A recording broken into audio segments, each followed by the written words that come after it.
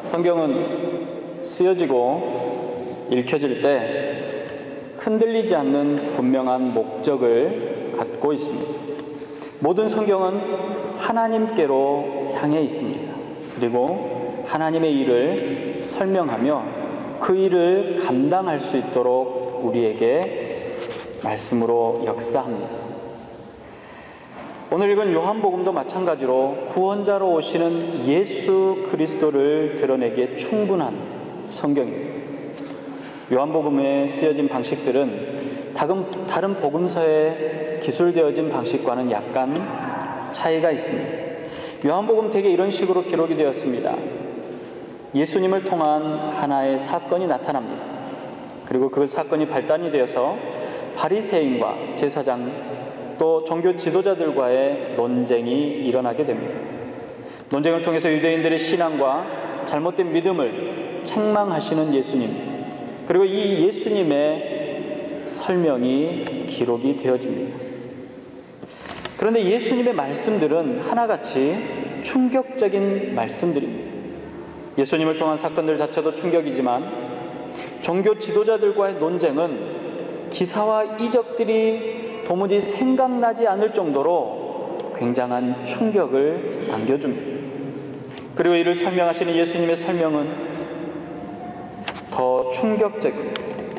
종교 지도자들과의 논쟁을 잊어버릴 만큼 예수님의 설명은 보다 더 큰 충격으로 사람들에게 주어졌습니다. 예수님 주변에서 이 상황들을 관찰하던 사람들과 제자들은 그 당시에는 정말로 큰 충격이었지만 예수님께서 승천하신 이후에 이때의 사건들이 무슨 의미를 갖고 있었는지 보다 확실하게 알 수 있었습니다. 그러나 그 당시에는, 사건 당시에는 그것을 한 번에 알아차릴 수 있는 사람은 없었습니다. 사실 오늘 본문을 보다 더 깊게 이해하려면 가나의 혼인잔치의 기적과 니고데모와의 대화, 그리고 사마리아의 여인과의 대화, 그리고 왕의 신하의 그 아들을 낫게 하셨던 사건, 그리고 베데스다 연못에서 오랜 질병 중에 있었던 사람을 고치신 여러 가지 일들을 함께 살펴보아야 합니다. 그중에서도 오늘 본문에 논쟁이 되어진 베데스다 연못의 사건들을 통해서 예수님은 어떤 분이신지, 성경은 우리에게 무엇을 말하는지를 살펴보려고 합니다.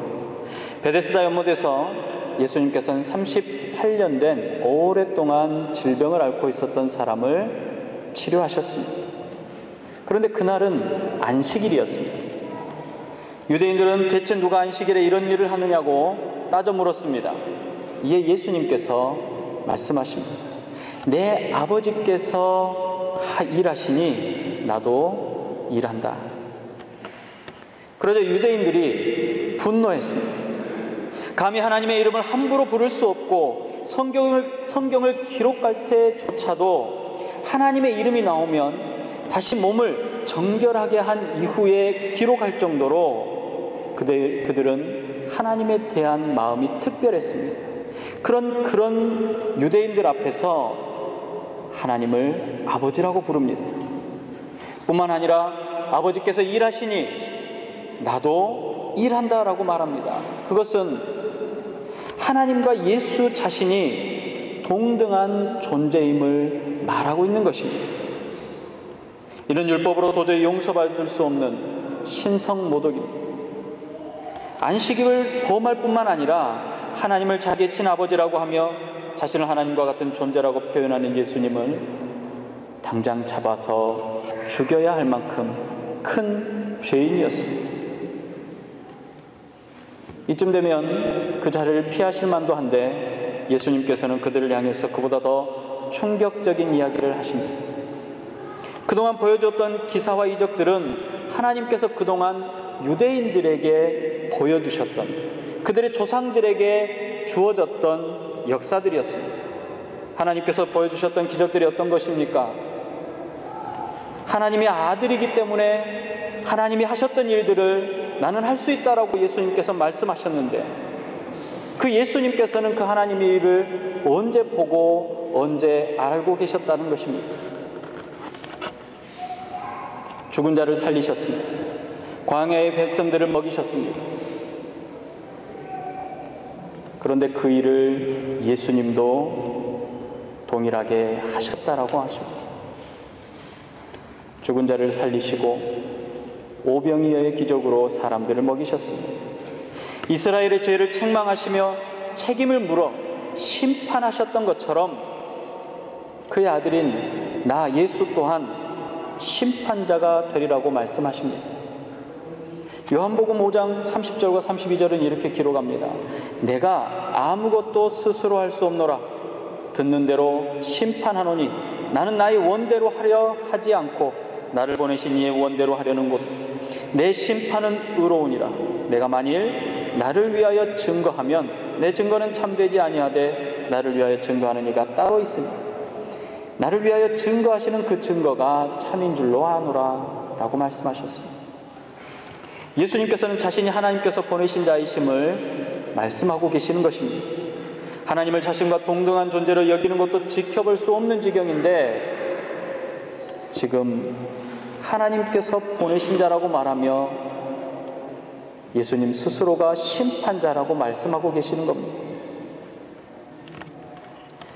이 예수님의 말씀을 가만히 들여다보시면 이렇습니다. 내가 아무것도 스스로 할 수 없노라. 왜냐하면 나는 하나님께서 분명한 목적을 두고 이 땅에 보내셨기 때문이라고 말하는 것입니다.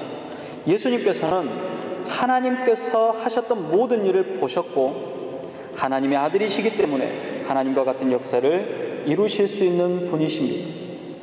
그래서 죽은 자도 살리시고 38년 긴 시간 동안 병에 들었던 사람도 고칠 수 있으셨다라는 것입니다.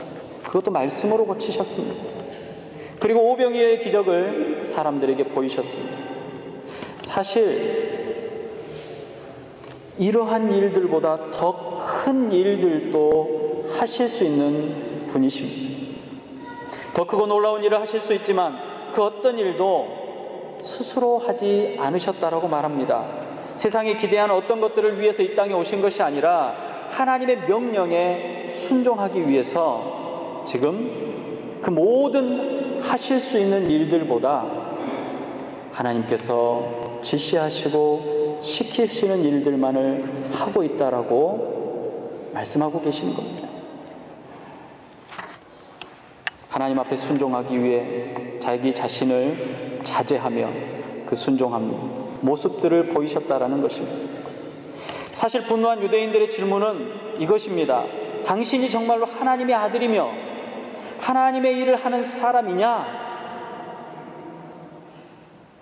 안식일에 병자를 고쳐 자리를 들고 가게 하는 것은 율법을 범하게 하는 것인데 어떻게 하나님의 일을 하는 사람이 하나님의 율법을 범할 수 있겠냐는 것입니다. 그런 예수님께서 하나님께서 나를 보내셨고 나는 하나님께서 하라 명하신 일만 하고 있다라고 말씀하신 것입니다. 거기에다가 내가 더 많은 일들을 할 수 있음에도 불구하고 순종함으로 이것만 하고 있다라고 말씀하십니다. 사실 이 말씀들은 유대인들에게 도저히 이해할 수 없는 말씀들이었습니다. 어떤 근거와 증거로 예수가 하나님의 아들인지 하나님으로부터 보내심을 받아 하나님의 일을 하는지 도무지 알 수 없었습니다. 뿐만 아니라 율법을 범하기까지 하면서 사람을 살리고 치유한다라는 것은 있을 수 없다라고 생각한 것입니다. 그래서 유대인들은 도저히 받아들일 수 없었습니다. 그들을 향해서 예수님께서 더 어려운 얘기를 하십니다. 너희가 요한에게 사람을 보내매 요한이 진리에 대하여 증언하였느니라. 그러나 나는 사람에게 증언을 취하지 아니하노라. 다만 이 말을 하는 것은 너희로 구원을 받게 하려 함이라. 요한은 켜서 비추이는 등불이라. 너희가 한때 그 빛에 즐거이 있기를 원하였거니와 내게는 요한의 증거보다 더 큰 증거가 있으니 아버지께서 내게 주사 이루게 하시는 역사 곧 내가 하는 그 역사가 아버지께서 나를 보내신 것을 나를 위하여 증언하는 것이다. 이 말은 너희들이 원하거나 혹은 궁금해하고 알고 싶어하는 그 질문에 대한 답을 하기 위해서 내가 지금 이 자리에 있는 것이 아니다라는 것입니다. 오직 나를 보내신 하나님께서 시키신 일을 하기 위해서 나는 이 자리에 있다라고 말씀하고 계십니다. 예수님께서 이 땅에 오신 이유는 자신을 증명하기 위해서 이 땅에 오신 것이 아닙니다. 내가 하나님의 아들이다, 내가 메시아이다 라는 것을 증명하기 위해서 이 땅에 오신 분이 아니시라는 것입니다. 예수님께서는 하나님의 뜻을 이루시기 위해서 이 땅에 오신 분이십니다. 우리가 너무나 잘 아는 이야기입니다. 예수님께서 사탄에게 시험을 받으셨습니다. 40일 동안 금식하신 예수님 앞에 사탄이 나타났습니다. 그리고 이렇게 말합니다. 내가 만일 하나님의 아들이거든 명하여 이 돌들로 떡덩이가 되게 하라. 그러자 예수님께서 말씀하십니다. 기록되었으되 사람이 떡으로만 살 것이 아니요 하나님의 입으로부터 나오는 모든 말씀으로 살 것이니라 하였느니. 첫 번째 시험을 이렇게 물리치셨습니다. 우리는 이렇게 생각합니다. 사단이 돌을 떡으로 만들어 보라고 할 때 세상에서 가장 맛있는 떡을 만들어 보이셨으면 깜짝 놀라서 하나님의 아들임을 고백하고 머리를 숙였을 텐데 말입니다. 또 거룩한 성전 꼭대기에서 뛰어내리면 천사들이 예수를 받들어서 발이 돌에 부딪히지 않게 할 것이라고 했습니다. 그때에 멋지게 뛰어내리시면서 천사들이 받들지 않아도 땅에 떨어지지 않고 돌에 부딪히지 않으며 보란듯이 서 있을 수 있었을 텐데 말입니다. 무엇보다도 버릇없는 사탄이 내게 엎드려 경배하면 네가 보는 이 모든 세상을 너에게 주겠다라고 했을 때 전능자요 창조자이신 하나님, 심판의 불을 발하여서 사탄을 진멸하셨더라면 지금 저와 여러분이 죄의 문제로 여전히 고민하지 않아도 되지 않았겠습니까? 사탄의 세 가지 시험은 각각 내용이 아주 다릅니다. 그렇지만 결론적으로 말하면 한 가지입니다.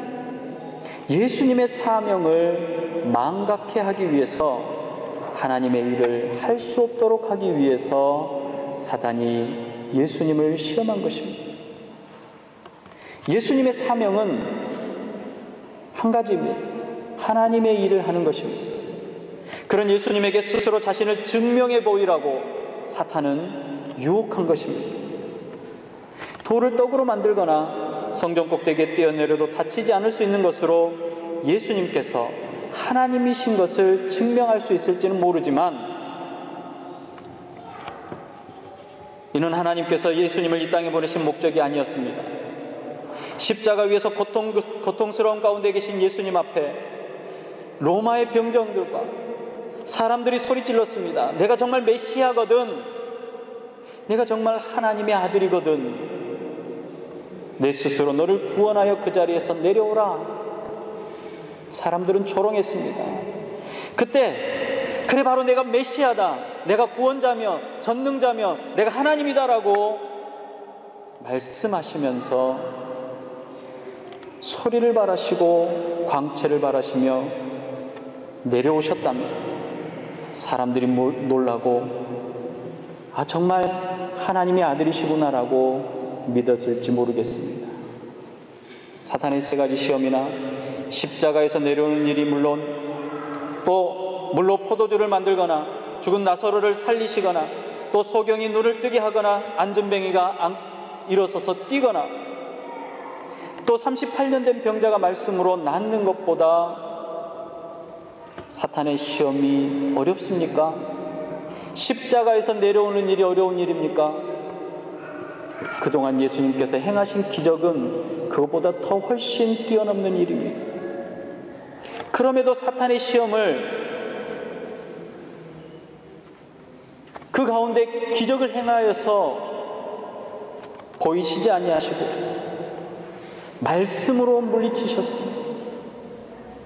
십자가에서 내려오지 않으시는 단 한 가지 이유가 있다면 예수님께서 우리의 죄를 대속하시고 죽으시려고 이 땅에 오셨기 때문입니다. 기적을 펼칠 수 없어서, 기적을 행하실 수 없어서가 아닙니다. 자신을 증명할 이유가 없기 때문이었습니다. 우리를 기사화이적으로 놀라게 하며 예수님 자신이 메시아이심을 증명하셔서 믿고 따르게 하기 위해서 예수님은 이 땅에 오신 게 아닙니다. 예수님께서는 우리를 설득하기 위해서 이 땅에 오신 분도 아니십니다. 우리를 죄와 사망으로부터 구원하시기 위해서 이 땅에 오셨습니다. 그러나 깨닫지 못하는 사람들에게, 또 예수님의 승천 이후에 깨달아야 할 제자들과 믿음의 백성들을 위해서 이렇게 말씀하고 계십니다. 너희가 요한에게 사람을 보내매 요한이 진리에 대하여 증언하였느니라. 그러나 나는 사람에게 증언을 취하지 아니하노라. 다만 이 말을 하는 것은 너희로 구원을 받게 하려 함이라. 요한은 켜서 비추이는 등불이라. 너희가 한때 그 빛에 즐거이 있기를 원하였도다. 세례 요한은 예수님을 볼 때 이렇게 말했습니다. 요한이 예수님께서 자기에게 나아오심을 보고 이르되, 보라, 세상 죄를 지고 가는 하나님의 어린 양이로다. 내가 전에 말하기를 내 뒤에 오는 사람이 있는데 나보다 앞선 것은 그가 나보다 먼저 계심이라 한 것이 이 사람을 가리켜 말한 것이다. 그리고 그 요한이 제자들에게도 예수님에 대해서 이야기를 합니다. 요한이 또 증언하여 이르되, 내가 보매 성령이 비둘기같이 하늘로부터 내려와서 그 위에 머물렀더라.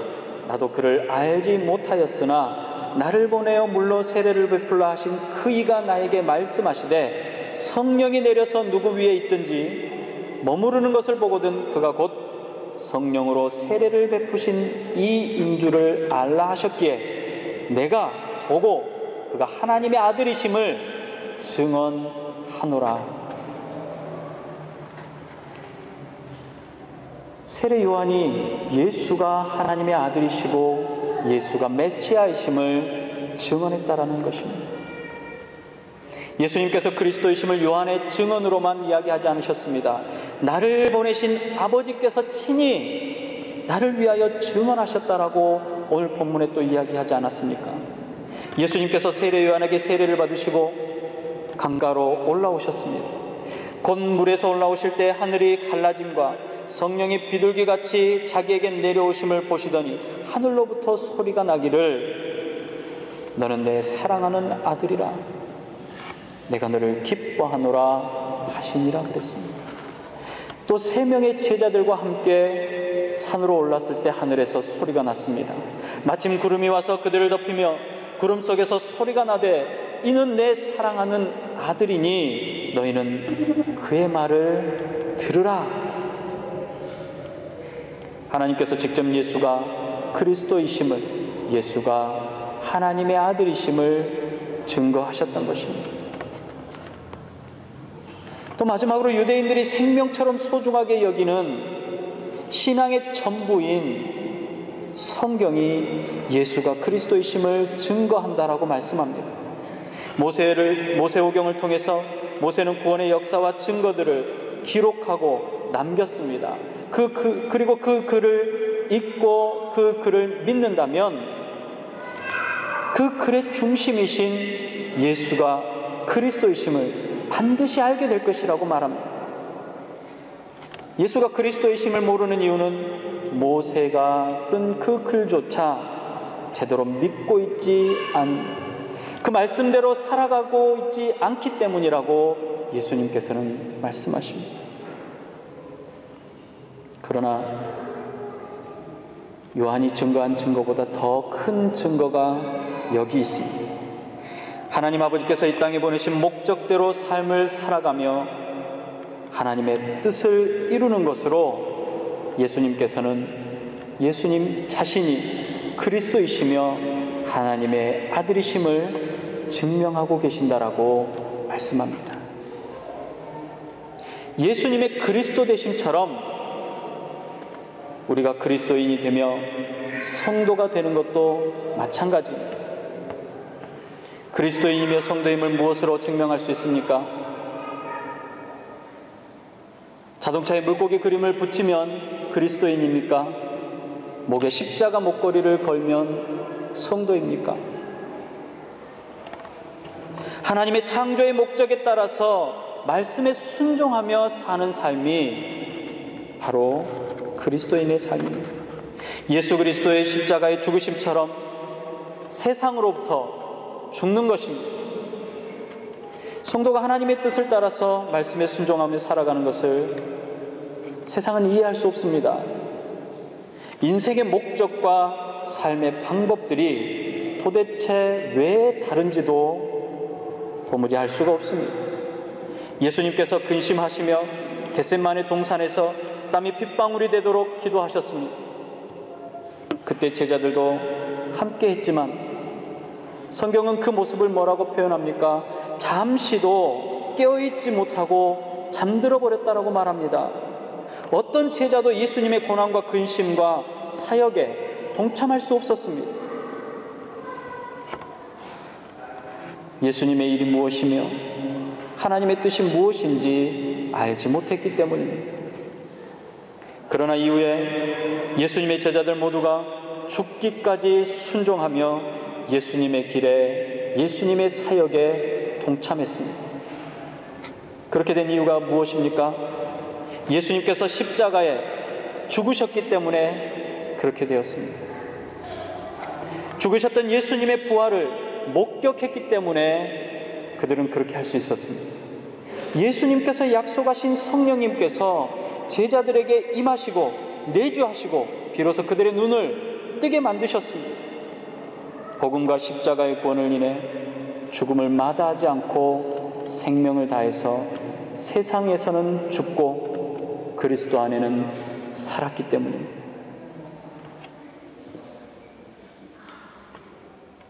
이것을 예수님께서는 거듭났다라고 표현하셨습니다. 거듭난 제자들은 자신들의 존재 목적을 비로소 깨닫고 발견하게 되었습니다. 그들 스스로 예수님의 제자임을 증명하려고 하지 않아도 그들의 삶이 증거가 되었습니다. 그들 말에는 능력이 있었습니다. 그들은 담대할 수 있었습니다. 그들의 삶은 세상에 그리스도인으로 남게 되었습니다. 저와 여러분도 마찬가지입니다.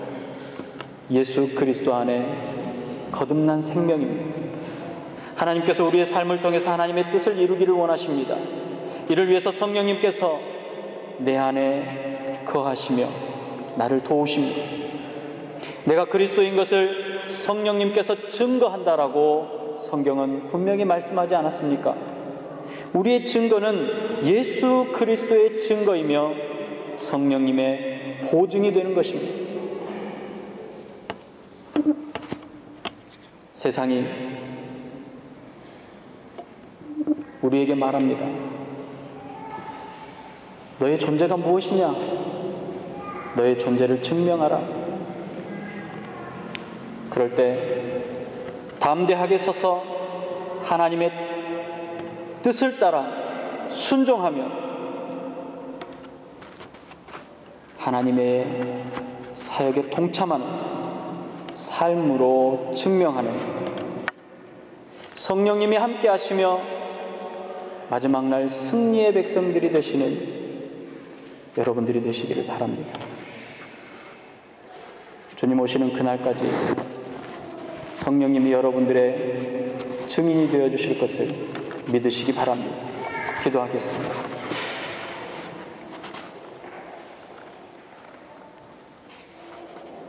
주님, 세상이 우리로 너희가 무엇이냐, 네가 뭘 잘할 수 있느냐, 네가 어떤 일을 할 수 있느냐라고 자꾸 물어봅니다. 그렇습니다. 나는 노래를 잘할 수 있고 악기를 연주할 수 있고 혹은 내게 기술이 있으며 혹은 내게 여러 가지 은사가 있습니다. 그 모든 것들을 잘할 수 있습니다 라고 말할 수 있습니다. 그러나 그것보다 우리는 하나님의 일을 하는데 집중할 수 있도록 주님, 우리를 도와주시옵소서. 우리 주님께서 이 땅에 오셔서 하나님의 나라와 그 의를 구하기 위해서 집중하셨던 것처럼 주의 백성들도 하나님의 나라와 하나님의 의를 위해서 집중할 수 있도록 인도하여 주시옵소서. 때로 여러 가지 유혹들이 우리를 번잡하게 하고 번뇌하게 할 때에 나는 주님의 자녀다, 나는 예수 그리스도의 상속자다, 나는 하나님의 백성이다 라고 당당히 말하며 우리 주님이 살아셨던 그 방법대로, 주의 제자들이 살아왔던 그 방법대로 이 땅을 살아가게 하여 주시옵소서. 그러나 우리의 연약함과 우리의 부족함 사이에서 고민하지 않도록 성령님 우리와 함께 하셔서 우리를 더욱더 담대하게 하여 주시옵시고 우리를 더 강하게 하여 주시옵시고 유혹으로부터 분연히 일어나 떨쳐버릴 수 있도록 우리와 함께 하여 주시옵소서. 이 시간 주님께 간절한 마음을 드립니다. 주님 오시는 그날까지 우리의 마음이 변하지 않게 하여 주시옵시고 우리의 뜻이 변하지 않게 하여 주시옵시며 흔들리지 않는 믿음 안에 거할 수 있도록 허락하여 주시옵소서. 끝까지 사랑을 주시는 우리 구주 예수님의 이름으로 감사하며 기도합니다. 아멘.